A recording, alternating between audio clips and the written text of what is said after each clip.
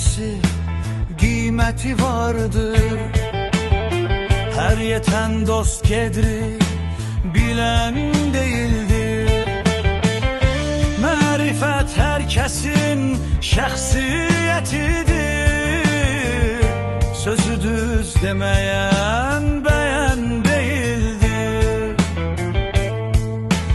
Dost var ki darlıqda yanına gelir. Dost var ki varlıqda canına gelir.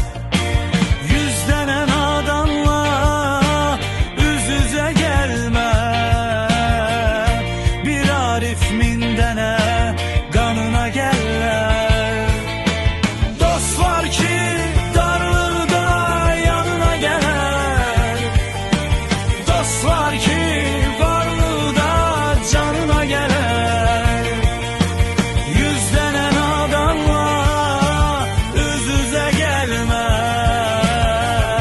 Bir Arif min dene kanına gelir.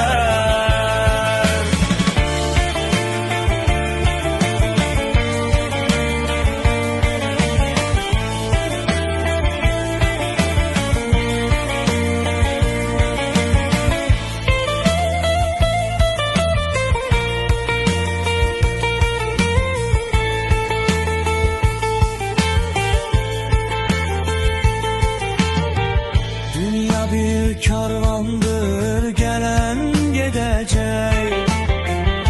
Ne eksen vaxt gelir, onu biçecek.